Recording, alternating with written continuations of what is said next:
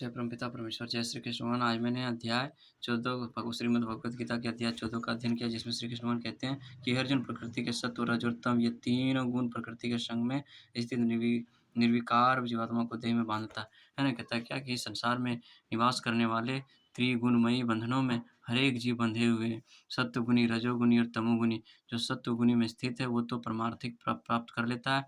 सत्वगुणी का मतलब ये है कि जिसके अंदर ज्ञान का परिपूर्ण भंडार हो, परंतु वह व्यक्ति भी उस ज्ञान के परिपूर्णता होने पर जब वह ज्ञान पर अहंकार करने लगता है, अपने ज्ञान पर अहंकार करने लगता है, तो वह अपने आप को नष्ट कर लेता है। क्योंकि जो अपने ज्ञान से अहंकार हो जाता है, वह विषयों में अधिक आसक्त हो जाता है। वह किसी का सम्मान नहीं, किसी को हृदयंगम नहीं करता, है ना? श्री कृष्ण भगवान के प्रति आकर्षित, श्री कृष्ण भगवान की सेवा में निमग्न नहीं होता। वह अपने हमेशा ज्ञान पर अहंकार करता है। इस कारण से वह हमेशा-हमेशा के लिए भव बंधन में बंध जाता है। हाँ, एक चीज़ अलग बात है कि वह सत्वगुणी पुरुष हमेशा अगर अपने सत्वगुणी में स्थित रहे, तो वह उच्च लोक, मतलब देवलोक, किसी भी लोक में प्रवेश कर सकते हैं। और दूसरे कोटि के लोग हैं रजोगुणी, जिसका स्त्री के प्रति सबसे ज़्यादा आकर्षण हो, स्त्री का पुरुष के प्रति ज़्यादा आकर्षण हो, विषय वासना के प्रति, विषय भोग के प्रति उसका अति आकर्षण होता है। इस कारण से वह अनेक प्रकार की उसके मन में इच्छाएँ होती है, जिस इच्छा को पूर्ण करने के लिए वह किसी पाप कर्म में प्रवृत्त होकर के अपने आप का अधःपतन कर लेता है। तमोगुणी के श्रेणी में वह पुरुष आते हैं है ना? जो व्यक्ति कर्म करना ही नहीं चाहता, वो हमेशा निंद्रामग्न रहता है, वह दिन-रात निंद्रा में व्यस्त रहता है, वह हमेशा अनेक प्रकार के मादक पदार्थ का सेवन करता है, शराब इत्यादि का सेवन करता है। इस प्रकार से वह अपने आप का नाश कर लेता है। और यही व्यक्ति, जब इनकी देहांतर होती है, तो यही व्यक्ति पुनः पुनः एक इ पुनः पुनः पशु योनियों में उसका जन्म होता है। जो कर्म के लिए इस मनुष्य जीवन में आलस्य करता है, वह उसे उस पशु योनियों में जाकर के दिन-रात कार्यरत होकर के कर्म करना पड़ता है। आगे श्री कृष्ण भगवान कहते हैं कि प्राकृत जीव अनेक प्रकार के हैं, कोई सुखी है तो कोई असहाय है, कोई बड़ा कर्मठ है तो कोई निष्क्रिय है। इस प्रकार के लक्षणों के रूप में प्रकट होने वाला गुण ही प्रकृति में जीव का वेदावस्था के कारण है ना? आगे श्री कृष्ण भगवान कहते हैं कि प्राकृत जगत में जिसमें सत्वगुण का विकास होता है, वह अन्य बुद्धिजीवियों की अपेक्षा अधिक बुद्धिमान हो जाता है।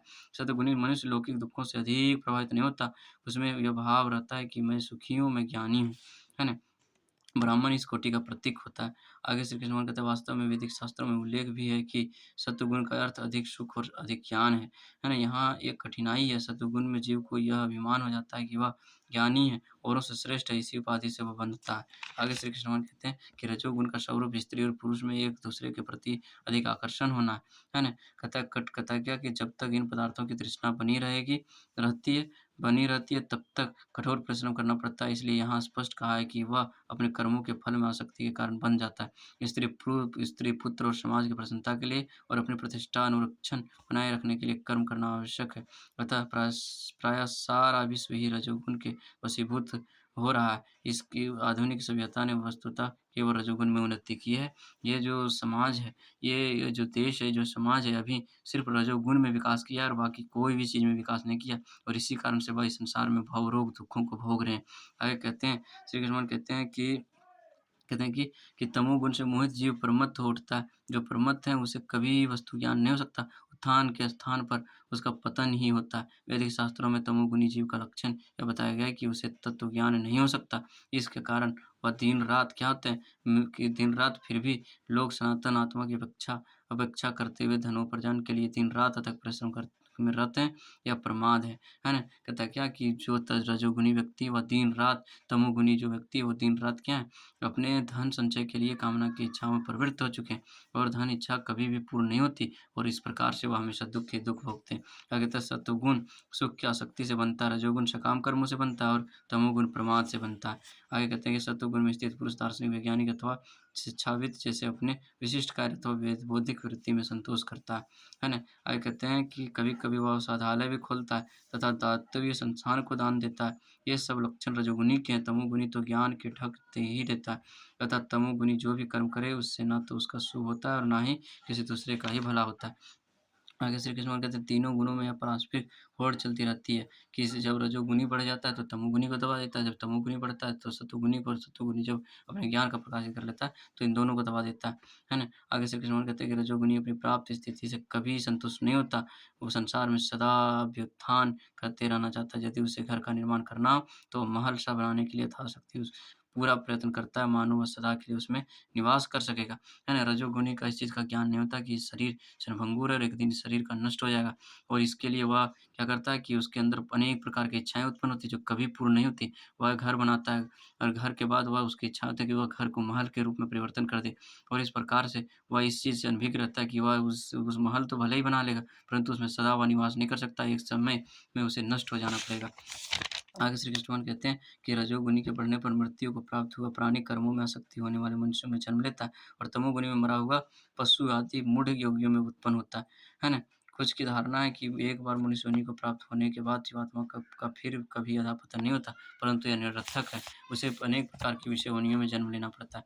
सात्विक पुण्य कर्म शुद्ध करते हैं, है ना? सात्विक पुण्य कर्म शुद्ध करते हैं, इसलिए सब प्रकार के मोह से मुक्त महर्षि जन सदा आनंदमय रहते हैं। राजकर्मों कर्मों से परिणाम में दुःख ही दुःख होता है। विषय सुख के लिए जो भी कर्म किया जाएगा उसका विफल होना निश्चित है ना? जो विषय वासना को विषय सुख के लिए कर्म किए जाते हैं वह हमेशा दुःख का कारण धारण करे। यदि किसी को महल की कामना हो तो उसके निर्माण में अथक कष्ट उठाना पड़ेगा, है ना? यदि उसको धन के उपार्जन करना हो तो उसे अधिक दिन-रात मेहनत अधिक कठिन मेहनत संघर्ष करना पड़ता है। इस कारण से वह दिन-रात दुःखों में बंधा रहता है।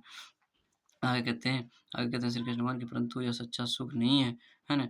सब यह सब करने से यदि तुच्छ मानसिक सुख की अनुभूति तो हो सकती है। यह घर अथवा धन मेरा है, परंतु यह सच्चा सुख नहीं है ना? आगे श्री कृष्ण भगवान कहते हैं कि जो मात्र उनका पुत्र है अतः किसी कीट का भी मारा जाना उनके लिए सहाय है ना? जीव मात्र उनका पुत्र है और छोटा से छोटा जीव की हत्या करना भी उनके लिए पाप का कारण है, इसलिए वधिक को दंड की प्राप्ति अवश्य होगी।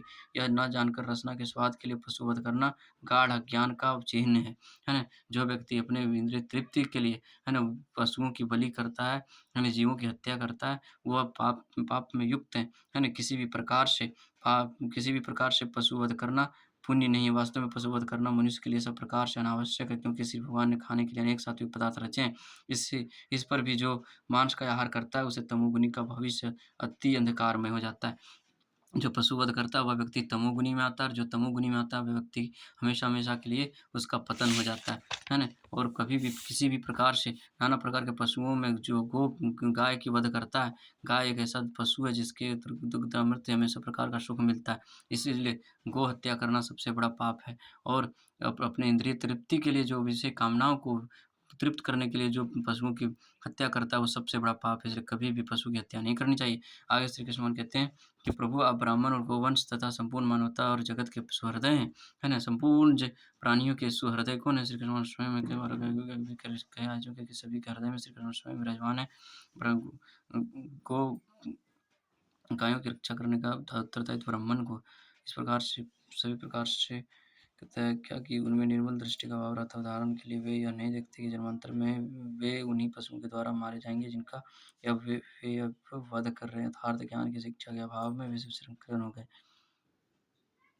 कहता है जो जिस पशु का वध करता है उसको ये चीज़ से ज्ञान रहता है कि वो अगला जन्म में उसको उसी पशु योनि में उसका जन्म होगा। जय श्री कृष्ण, जय श्री राम। भाइयों आज का आपका दिन शुभ मंगलमय हो। जय श्री कृष्ण।